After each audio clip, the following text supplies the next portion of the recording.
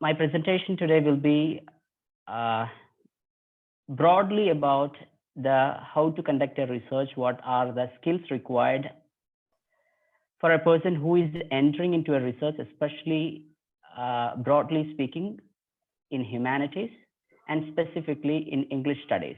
English studies usually has two different areas, which the first one deals with language and literature. The focus of today's speech will be primarily on literature, but I'll be briefly talking about language as well.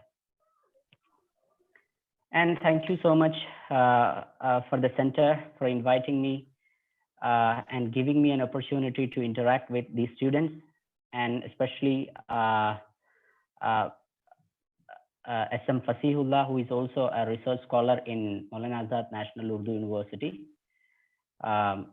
And also he has been known to me for so many years and been in different research projects even inside the university. And I'll start a presentation today, briefly talking. I'll be talking about what is a research, why should we do the research, especially in humanities, and what is the difference between the research in science subjects and social science subjects and humanities. And I'll also be talking about what are the different types of research and what are the usual methods that are used in literary and linguistics or language and communication researches. Followed by which are the main areas, focus areas or trending areas of research in literature and languages. But I have been told to speak around 45 minutes or up to 1 hour, and which is actually so very short a time to talk about about a very lengthy and a very vast topic. But I'll be giving you the hints of each areas, like types of research is actually in itself is a topic to be discussed in 1 or 2 classes. Similarly, methods, each method needs to be discussed separately. But since the students are coming from MA background, are just going to exit the MA program, what they require at this time is they need to prepare for the research program. So what are the skills, basic skills necessary for them to appear or to start or initiate a research program? This will be the intent of this lecture, and that is the expected outcome in today's lecture. So what is a research? Research, we actually do researches. All of us do researches throughout our life. From the beginning, from the infanthood to our death, or from, you can say that from our birth to our death. If you are not using your intelligence and if you are not using your capacity to search things and to identify things and to find out the problems and to understand things, you will not be able to survive in the world. That is the uniqueness of the human being. Human being actually finds out, recognizes, identifies problems and finds solution, and this is quite intrinsic to being a human being. So a taxi driver is doing a research, a farmer is doing a research, a mother or a housewife who is cooking in the house doing a research, a small child, a kid who is playing a game is doing a research on its own way. But this search or this learning and this intellectual investigation, inquiry is actually a little different in academic research. So today's our concern is academic research. Academic research is a little different, but it always essentially it involves the basic capability of searching and inquiring, making an inquiry, and finding out certain solutions, truths, facts, and filling the gaps, everything, and surviving and contributing something, some kinds of knowledge to ourselves and society. And these are the basic skills of our any learning, any investigation. But academic research is distinct because it actually employs, or it is required in academic researchers to use some systematic methods and systematic ways in which you are doing the research, which are academically recognized ways. So research is special, academic research is special, and it can be defined as a systematic investigation or an inquiry. What is the purpose of that? The basic purpose. The first one is actually to invent, but this invention will be so concrete than any other research that we are any other search or investigation that we are doing in our day-to-day or daily event. So to invent something that is concrete, to discover something, to fill a gap in the knowledge structure, to propose a new idea to the people, to establish an argument, to refute an existing argument, to review an existing knowledge.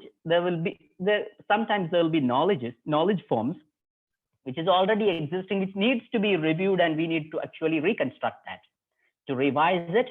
And sometimes we may feel that something needs to be done in the field of knowledge and the existing structure is not very adequate and satisfying. So we need to challenge the existing notion.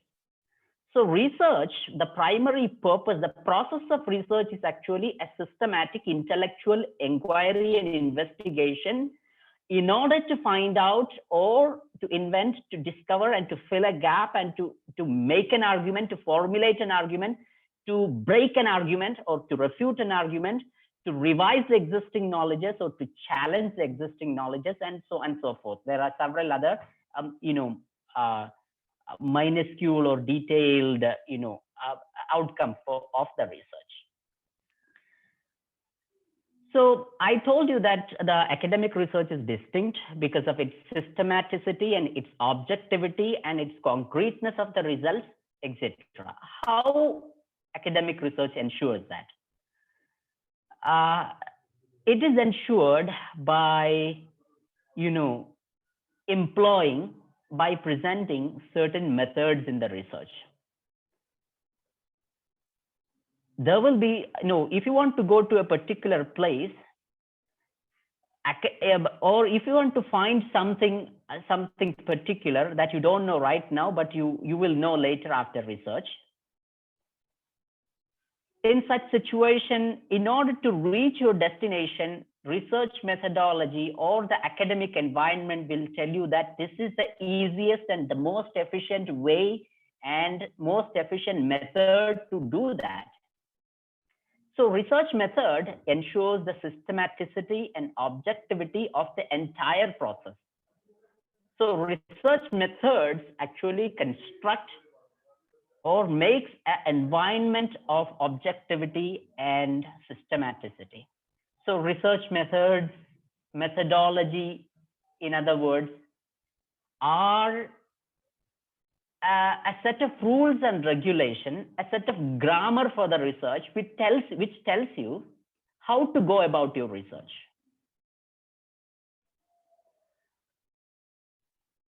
I need to explain one more thing. The process needs to be systematic.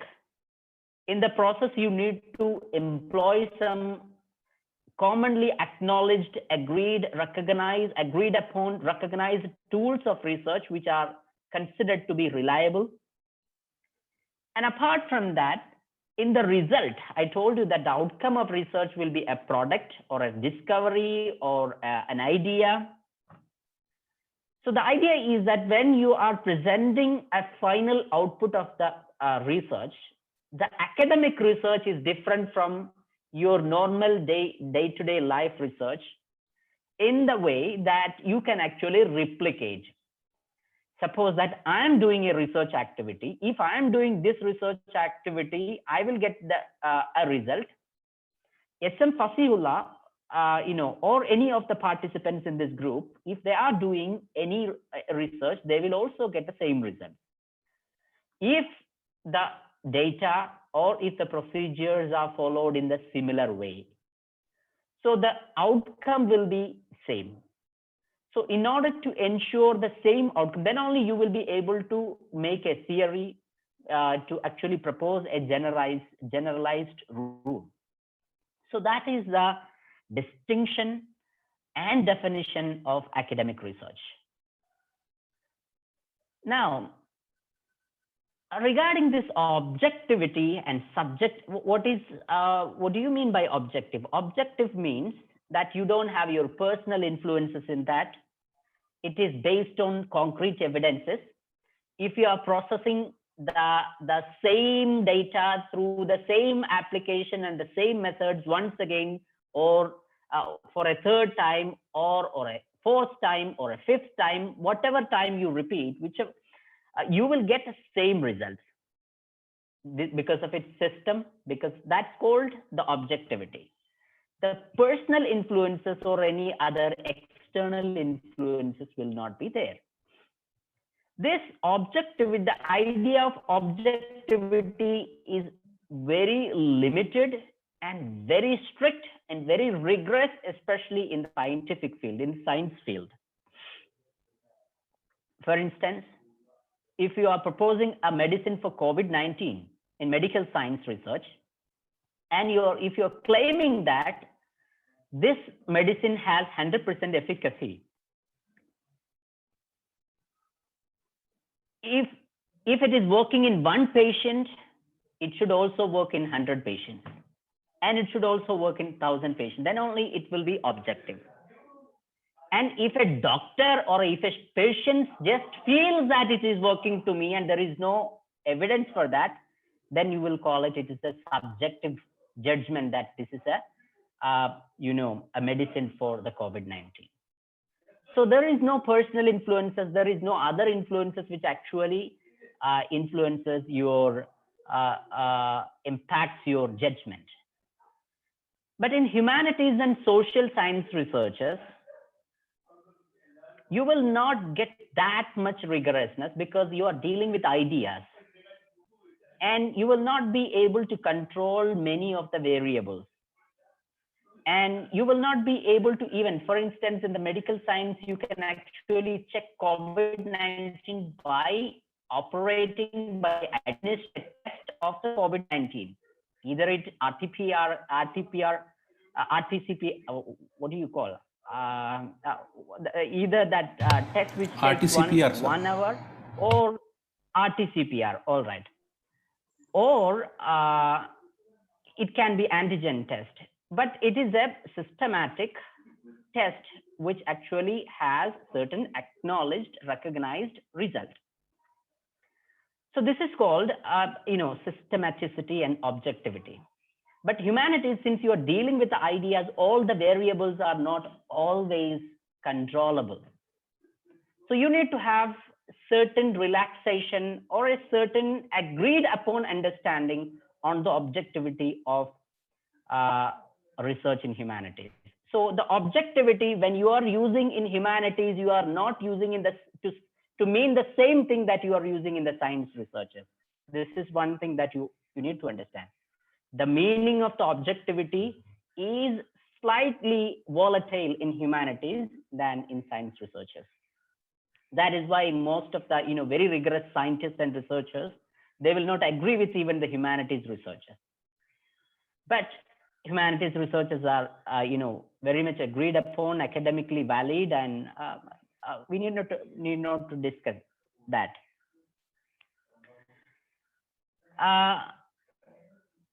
Why I told you briefly that why this objectivity issue happens, because based on the researchers in humanities happens because of observation, through observation, opinions, perspectives, interpretation, and further understanding of the things. So observation can change from person to person, from context to context, and about the same issue, people will have different observation based on their personal experiences. Opinions can change, perspectives can change, but generally, if you're going for a a majority of opinion based on the majoritarian view or evidences or a strong evidences which humanities which could be called concrete, in such situations you will call it a finding or an outcome. That's much. This is the extent where you will get the objectivity. So naturally there will be certain techniques, certain methods, and certain tools that you are employing in humanities which are not valid in science researches. So you will have different methods in science and different methods in humanities, and in between comes social science, which is actually a quasi rigorous science. Now, what are the types of research? So you will have several kinds of researches. I have listed out some commonly heard research types here. One is exploratory, which is actually you are exploring and finding out the areas of research. Mostly exploratory research are helpful to find out the areas of researchers, identification of the problem, and to find out, to explore the existing literature, etc. So exploratory researchers is actually searching and exploring the existing literature and finding out and identifying the problem. Explanatory researches usually happens in scientific fields, because why Earth is round, or why this is happening, so why when we are touching the electricity we are getting shocked. So we are explaining those ideas. And even in humanities and social sciences, you can have explanatory kind of researches. You are actually explaining the reasons behind certain incidents happening, opinion, observations, etc. Descriptive is actually you are describing the things, and it's actually a kind of a detailing process. When human being sees with his eyes, or in a prima facie observation, or in the initial understanding, people will not be able to get into the details and nuances of certain happenings, incidents.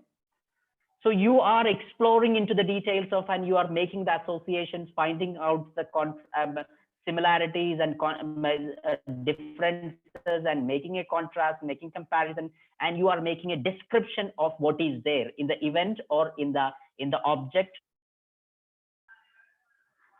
So this is a descriptive research. Now, another type of research, these are the processes that you are doing. You are exploring, you are explaining, and you are describing. These are the process of the research. Broadly, you can also make a further classification. Research is qualitative and quantitative. Quantitative deals with the data, numbers, and you are using statistical tools to get a finding. For instance, in statistics and in commerce, in sciences, we usually use quantitative data. That means numbers, the things that can be measured, that can be quantified. Such things will be processed through the tools of researchers and the methods of researchers. Then you will get the result. So basic understanding of the quantitative research is that you are using numbers and other measurements like millimeters, centimeters, etc. But in qualitative research, you are not using any kind of numbers or any quantities or any measurement. Instead, you are dealing with something that you cannot measure. For instance, love. The quality of love you can actually understand, but the quantity of love, it's actually difficult to measure. Happiness. It's actually quality of happiness can be measured. Quantity cannot be measured. You can have the indexes of the happiness.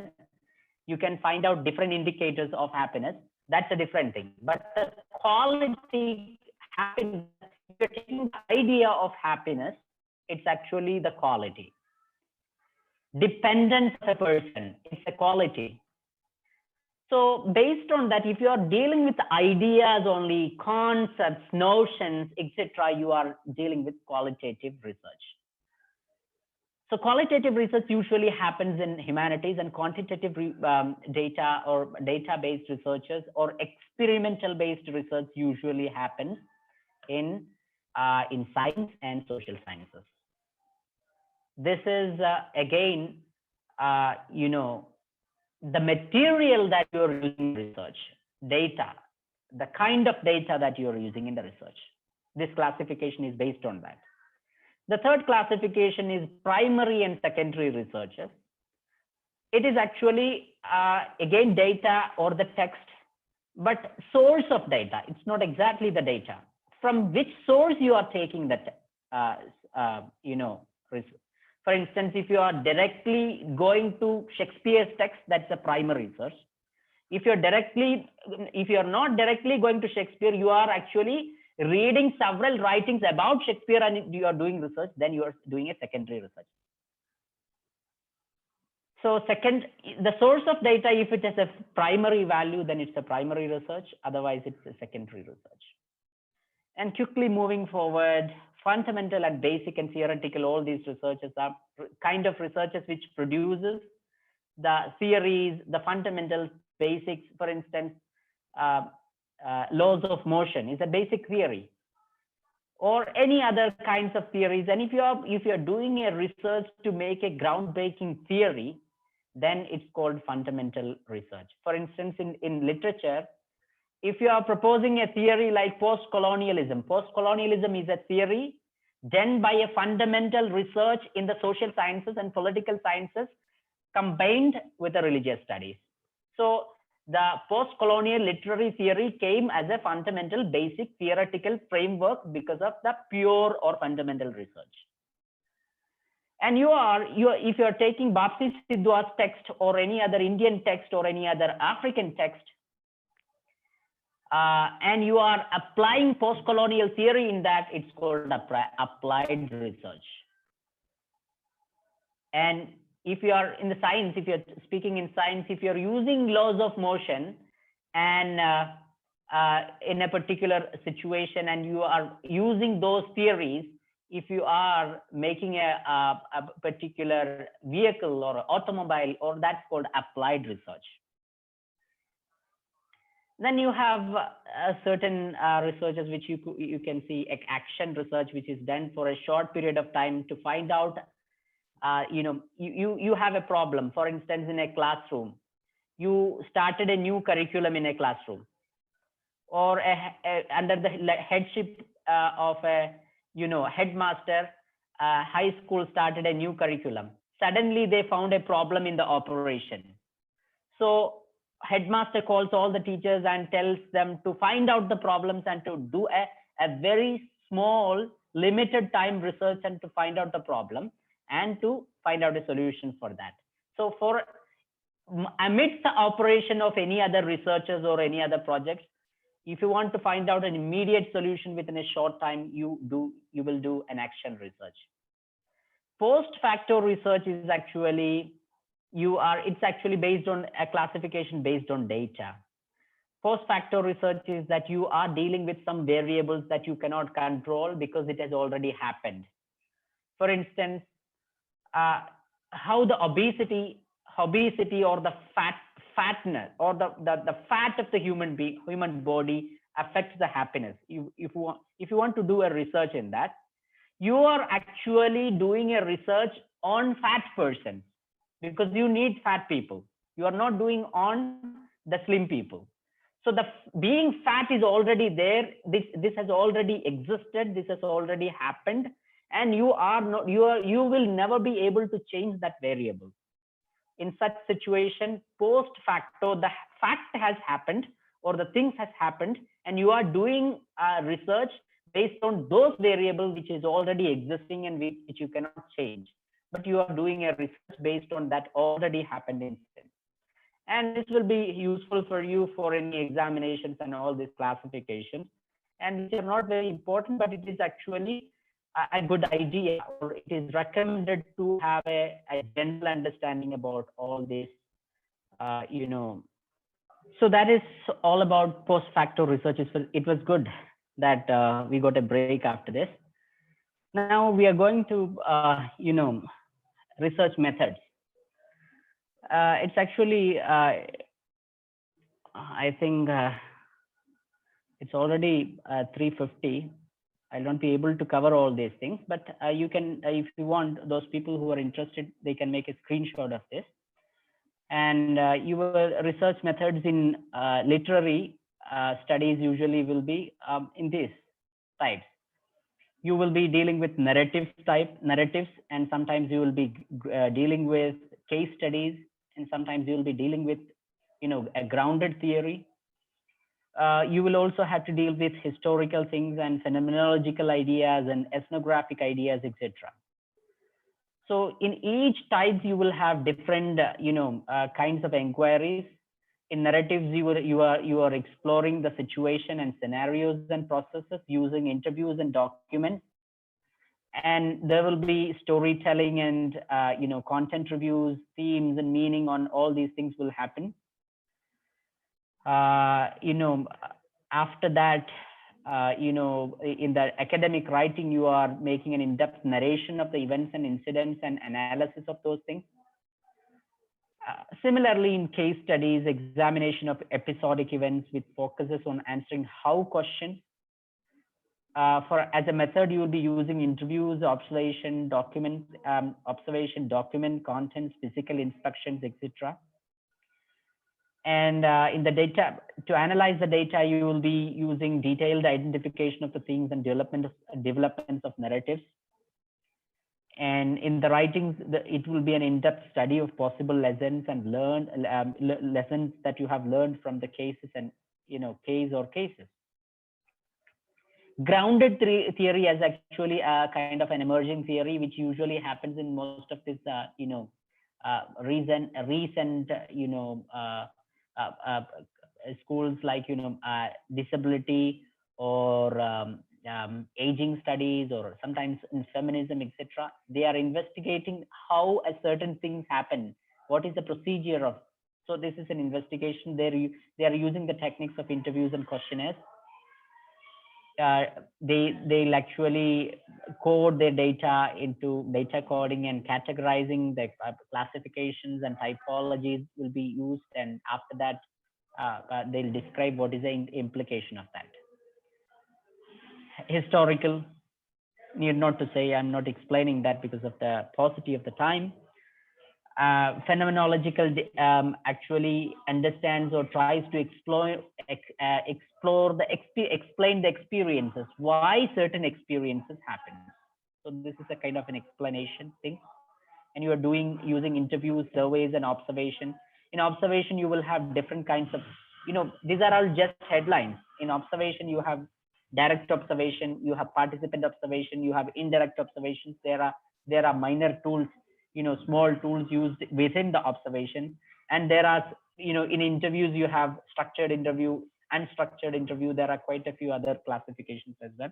You need to actually go into the details of it. But as you are at the PG final level, you need not to go into the details right now. When you're going to research, you will get to know all these ideas, details of this. But it is actually recommended to know briefly, and to actually be aware, to be familiar with all these ideas.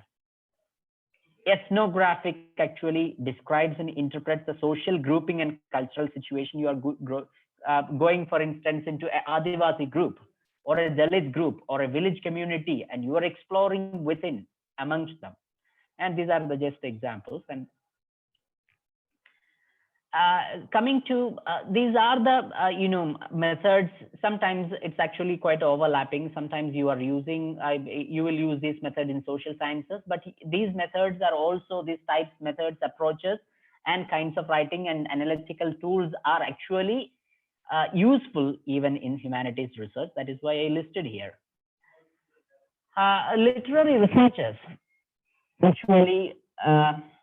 Literary research, in the previous, if you are taking a research in literature 25 years ago, most researchers were within those literary works, and you are actually explaining, analyzing what is the meaning of it, and you will be explaining about, you will give a description about, or a historical account about the author's life, and then your own explanation.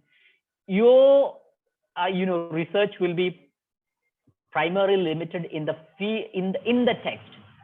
But right now, in the last 20 years, you can see a trend that research has become, especially humanities research, has become linked with other disciplines. So it has become, even the methodology has become interdisciplinary, not just interdisciplinary researchers. Methodology and the tools that you're using are, and even the contents that you're using are interdisciplinary. So when you are reading a text, you are actually relating that text into psychological insight, sociological insight, political science insight, linguistics insight, even to medical science.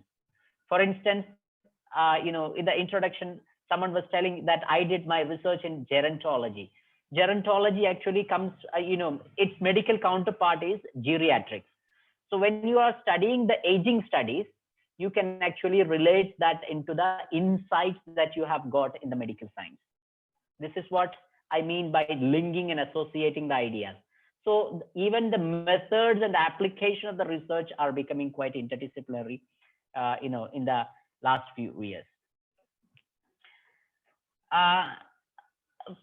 So what is the output of that? When you are doing a literary research, what output you are going to get?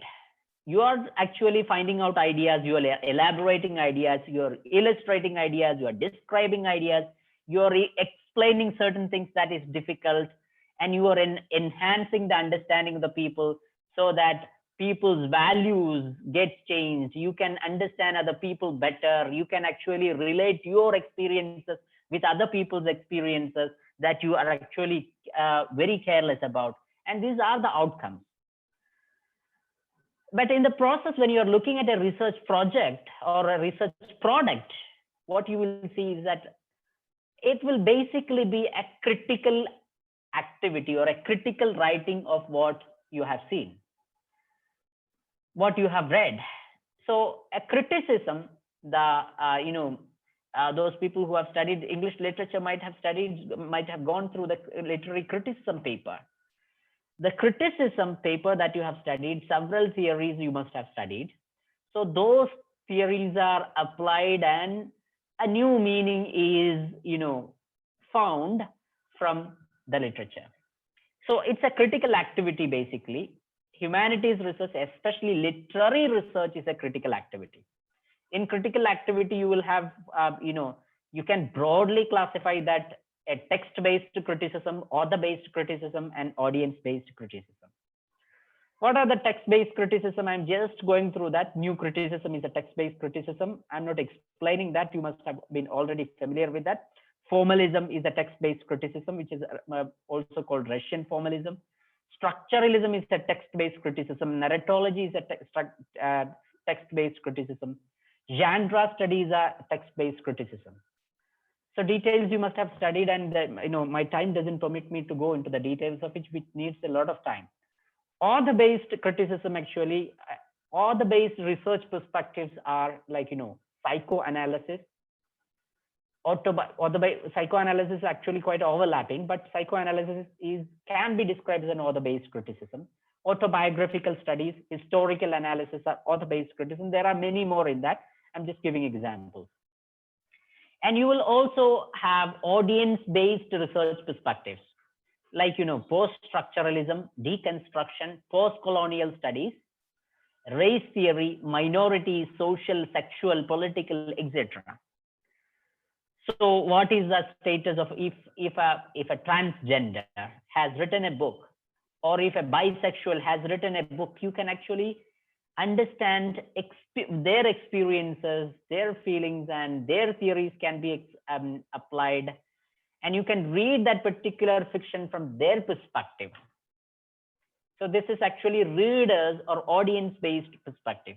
You have for instance, in a text, you have a particular character who is being deprived of all the human rights because he is a trans or she is a transgender, or that person is a transgender. In such situation, you can actually use those perspectives and interpret the text in a way that you can produce a new meaning in that. You can enhance, you can actually relate, to that particular person's experiences through audience reading or through audience perspective. Similarly, race theories, post-colonialism is all about how people were suppressed, and you are reading from an audience perspective. Now, I have broadly classified that into text, author, and this is a broad classification. You can have sub-classification in that. Some of them are overlapping. One method is going, one perspective is overlapping to other methods. That's also there. But usually in the researchers, in the day-to-day researchers, you will find eclectic perspective. Eclectic perspective means you are not particularly sticking into one particular method or perspective. Instead, you will be using a couple of methods, and you will be using at your convenience, as per your convenience, or the convenience of the data, and you are producing a result. So you are using multiple methods at the same time. It can be colonial reading, it can be diaspora reading, it can be feministic post-colonial reading, feminism at the same time colonial. Within the feminism, you will see several branches of feminism. You can actually take all those branches plus colonial and plus minority. So you are talking about a Islamic feminism, for instance, Muslim feminism, or a Dalit feminism, or a black feminism, or those feminism happened in a post-colonial context. So you are not actually using a particular perspective. Instead, you are using multiple perspectives at the same time. Such perspectives are called eclectic perspectives. These are the researchers, methods and perspectives that is being used in the literary researches.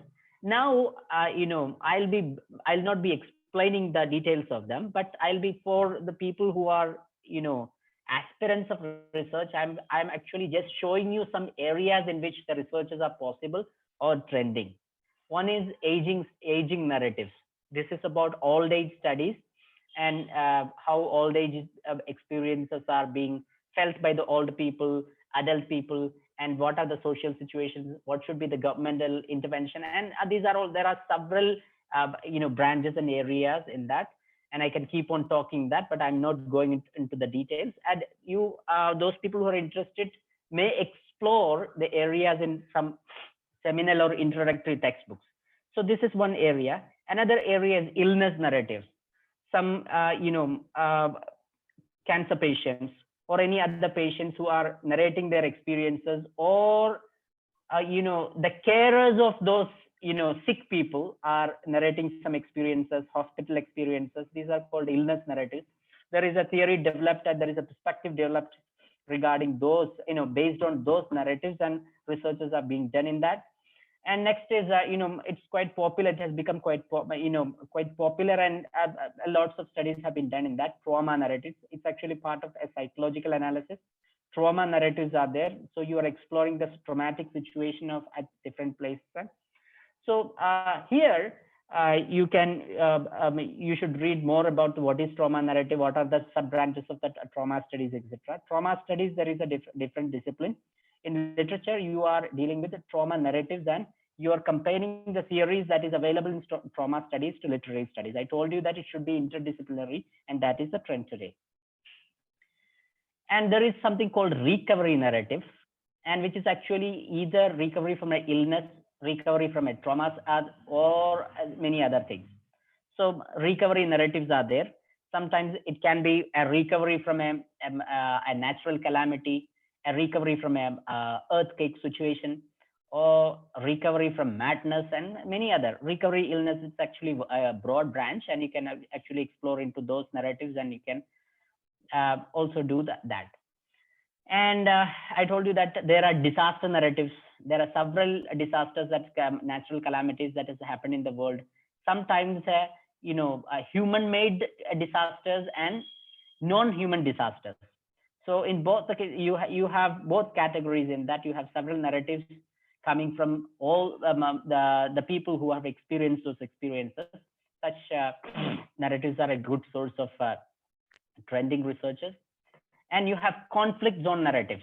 For instance, a zone where always, the war is expected, or war is actually a day-to-day incident in their life. For instance, Israel, the fight between the Israel and Palestine. There is a particular area where, the war is their day-to-day life. In such situation, their experiences will be a little different from other people's. I mean, other normalcy. Their normalcy is a war normalcy.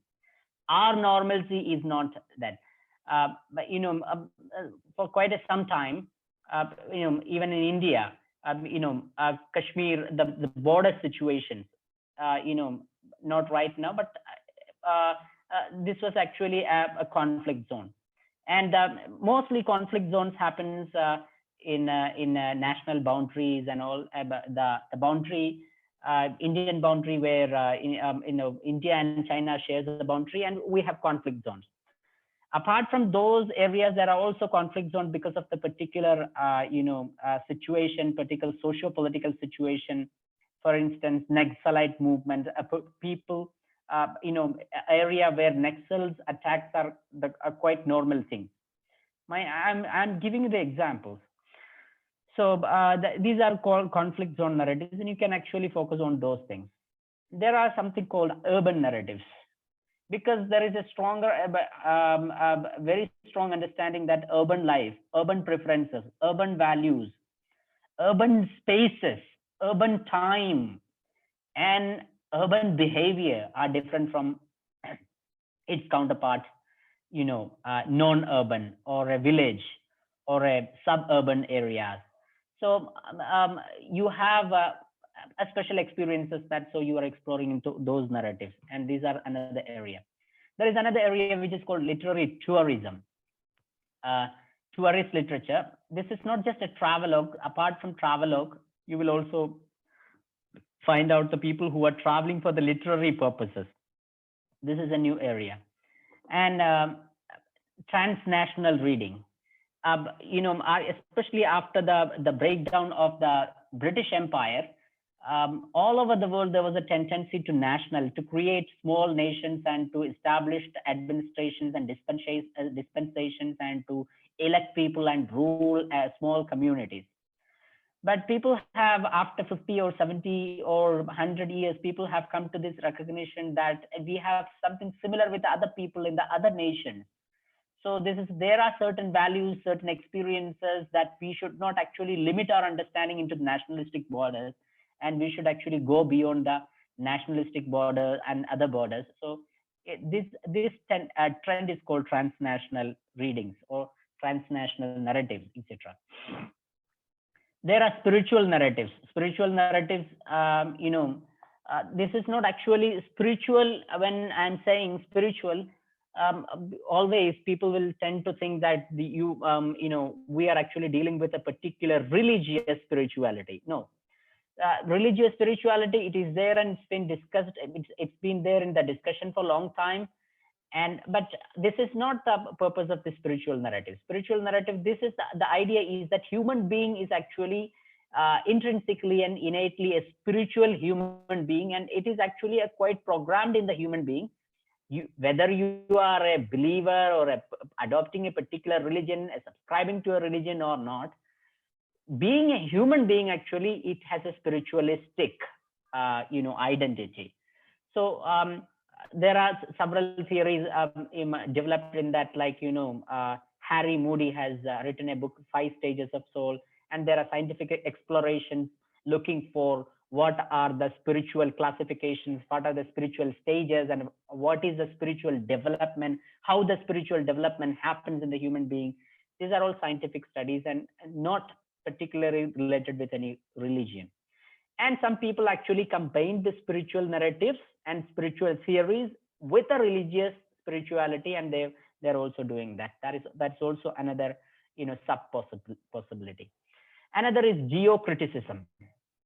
Geocriticism, actually, I wanted to write here eco-criticism. Eco-criticism actually is ecology, our environment, how to protect the environment, how the environment and other people, other things are becoming the motifs and themes in the stories, how a particular literature can be futuristic by promoting sustainable development. These kinds of things are there in the eco criticism. I'll come to this geo criticism later. Next is prison narratives. Prison narratives yeah, is narratives that has come up from the imprisoned people. Sometimes there'll be people who are, imprisoned unjustly. There are situations, and innocent people were taken by the authoritative and over dominating governments, and they are actually putting them behind the bars, and actually they are depriving them all their rights. In certain situations, there are criminals who are actually in prison and they are not given the human rights. There are certain prison rights that they are required to get. They are not given that, and these are some of the areas that's being discussed over there. So what are the prison experiences, how they talk, and what are their experiences? These are areas that you can look for. Another is digital humanities. This is another area. Right now, especially because of the advent of technology and due to this COVID, everything has become quite, technical, and it has become web-based. So humanities has taken a turn into the digital world, and because of this Facebook and human experiences, human expressions, human creativity are more than the paper and the print. It's actually coming through several other, in the form of bits and pieces through social media, social interaction. So it has become, for instance, this social media websites are become just like previous theaters or previous public places or a shopping complex where people are actually shouting and talking each other, and they're expressing their creativity, they're trolling people, and many other things are there. So digital humanities, this is a special kind of branch that has emerged in this technically vibrant world. Another is actually, this is related with the illness narrative that I told in the beginning. Illness narrative, aging narrative, and other recovery narrative, trauma narratives, etc. Disability narratives. People who are disabled, handicapped, they have problems, and such people have their own experiences, relating their experiences, and contextualizing their experiences, situating their experiences in their context. And you can actually look for that as well. Then you have refugee writing, people who were deported from a country, or who had to flee from a country because of the civil wars or some other situation. You can actually, very recently in Ukraine, many people actually fled their country, and they are actually submitted themselves without any money, without any property, nothing. Whatever they have got in their hands, they actually fled the country and settled in some other places. They will have a different experience, their normalcy, their experiences, their marriage relations, their kids, and their schooling. Think about all those things, and it will be quite different from what our normalcy is. So from those people, if they're writing any kind of writings, you can look for that refugee narratives. Another is food literature. Food literature is actually food is actually a very enjoyable thing. And earlier, some 15-25 years back, actually people were enjoying the food by eating it. And right now, people are not only enjoying the food by eating it, but also writing about their experiences of the food. So there are several food literatures, and how to prepare the food. These are there, but I'm not talking about the cookery shows and all, but more literary kinds of work, and their food experiences, and the differences of the food from the different cultural context. Just like the globalization has promoted the human interaction, we are actually able to actually eat American food from Hyderabad city, for instance, and food has actually traveled a long way taking its cultural backup, and it is becoming in its own, it's becoming a literature. So go into the details of it. I don't have the time to elaborate on that. Food literature. Another is migration literature. This is actually a little different from what you call the refugee literature. Refugees are flooding the country because of the civil war, because of the wars, because of any other situation, because of the problems from their community, neighborhood, from other community, warring community, etc. Migration is actually a different thing. Migration is actually intentionally going to another place and settling there, either for the economic reasons, educational reasons, or any other reason. So this is a little different, but they will have their own problems and experiences, and that's called migration literature. There are migration studies happening, and migration is actually quite related with the parenting, because in migration sometimes a complete family unit will not migrate. For instance, a father will migrate to a place, USA, and their family will be the wife and children will be here. So the parenting is an issue. It's actually quite a sociological issues. Those sociological insights have even percolated into literature, and there are several literatures written in that. In migration literature, in previous period, there was a time when people were writing letters. The children were writing letters to their fathers who are abroad. So their exchange of experiences through the epistles or letters through to a economically migrated father. These are some of the areas and aspects that you can look for. And another is violence studies. Violence studies is actually a very broad area where you will see epistemic violences. Epistemic violences are the violences then through the knowledge process. So for instance, if you want to brainwash a community and you are teaching something that is not actually there in the past, or you are actually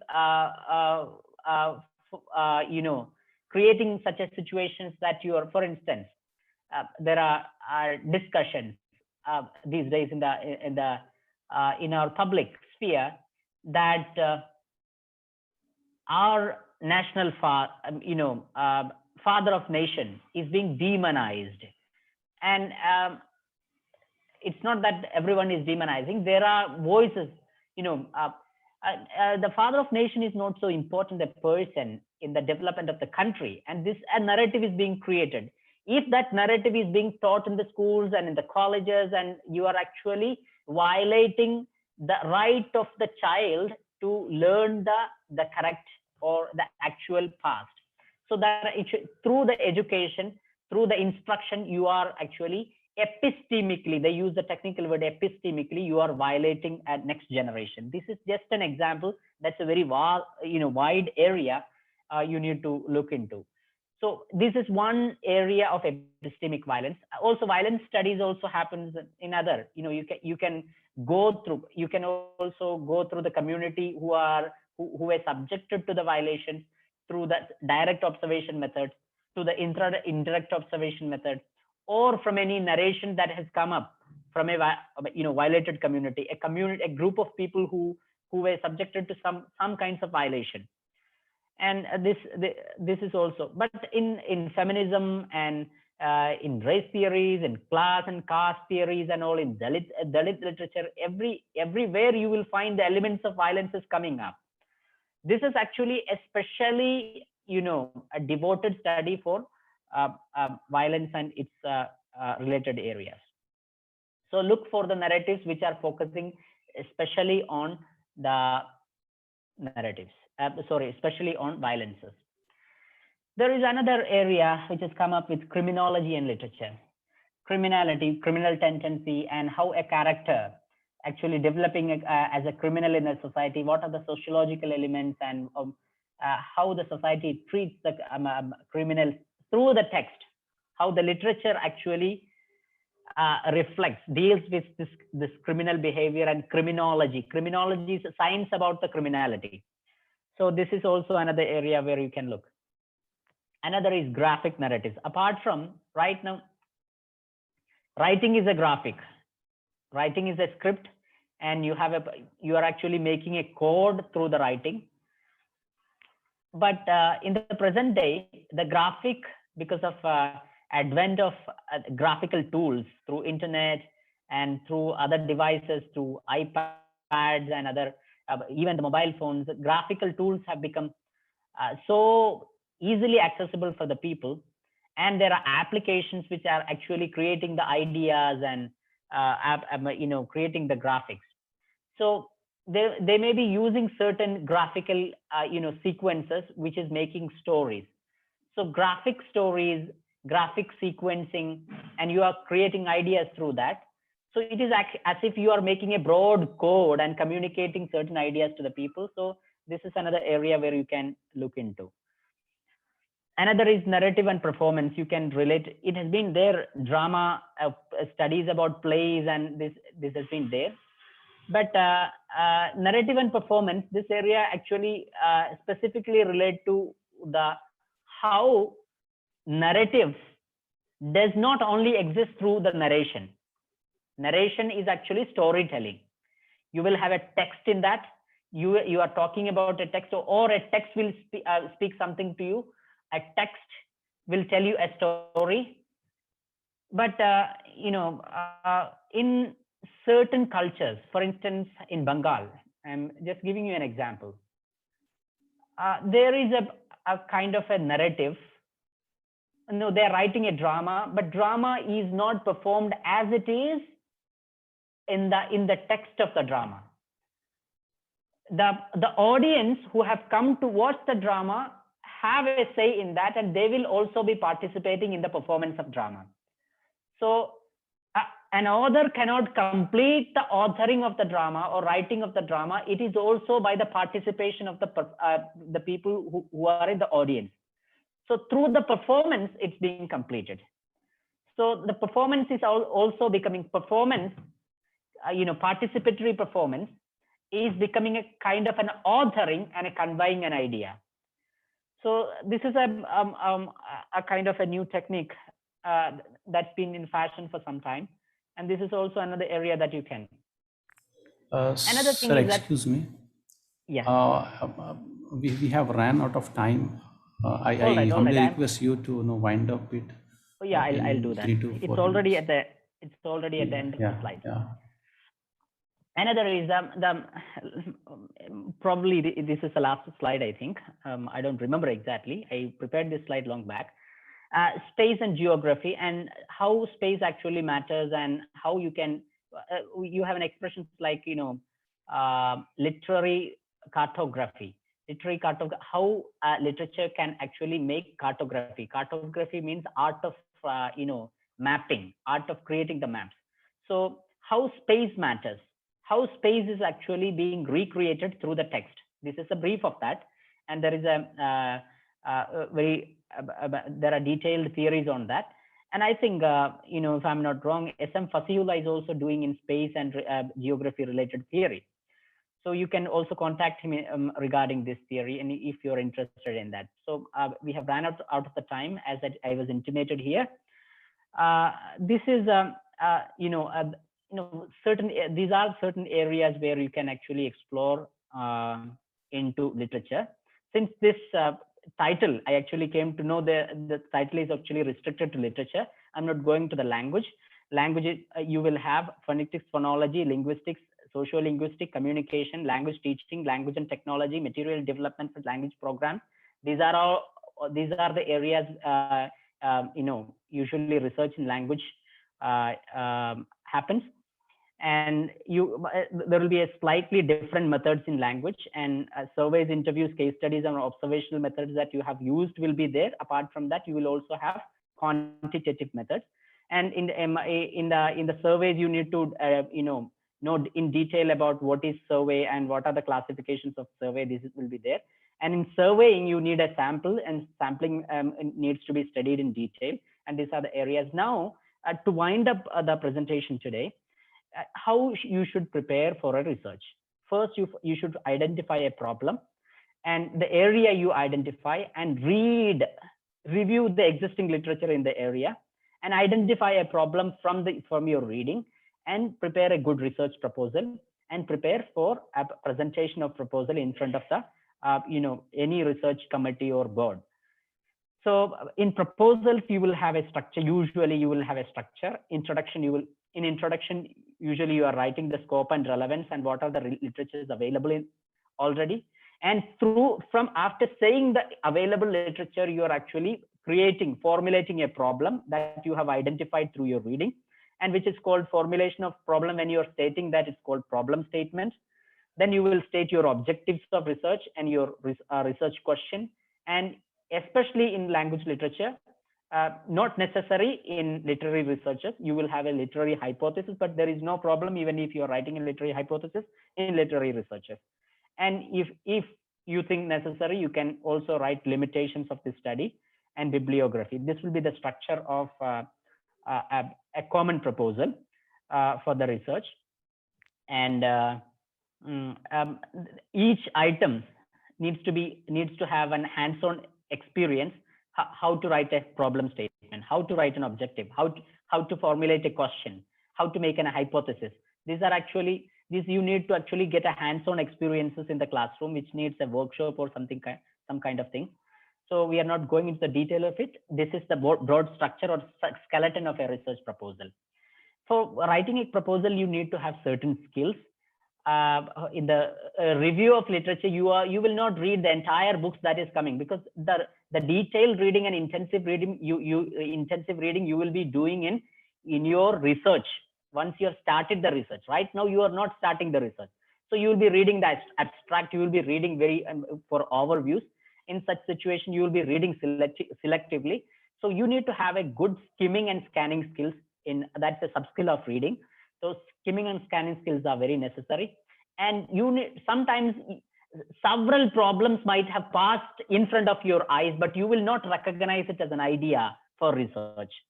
But if the same situation goes through your friend's eyes, they will recognize it as an idea and they will formulate a problem. This is actually a real problem in academics.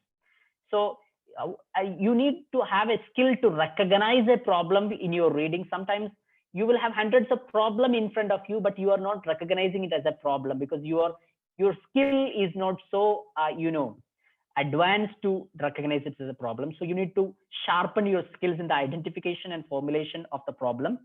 That's a skill. And next is that you need to have an outlining skill, how to outline your proposal. I told you the broad outline in the previous slides. Apart from that, the details of what to write in the relevance, how it is relevant, what is the scope, what is the difference between the scope and objective, and understanding all these things, you need to make an outline of your detailed outline of your proposal first. And you also you need not to have the detailed understanding of the referencing skills, but at least you should have, in humanities, usually modern language associations, MLA. It's in short, it's called MLA format. MLA referencing style is used. So at least MLA referencing basic styles, how to key a referencing and how to make an index referencing for the books and for the commonly available resources. These are the basic referencing skills, which is actually which is a need for writing a good proposal. So basic referencing skills you should have. Then you need, needless to say, that presentation, communication skills. When you are presenting a topic, your first 3 minutes are very important. You should directly come into the problem and focus the problem and highlight it. And you should, in the next few sentences, you should say how you are going to deal with this problem and how you will go about it and what your research is, how are you planning your research. So the interview panel should feel that you have actually a concrete problem and you have an idea about how to handle this problem. And you need to have a good articulation skill, and you should very pleasantly, with a good body language, you need to present in front of the interview board and present it in a very accurate and clear and articulatory manner. That is what the skills necessary for a proposal and appearing for a research board or a research committee board. And I think that is all for today. And this is already, time is up, and it's 4:30, and I don't want to prolong. So uh, uh, Mike is over to the organizers.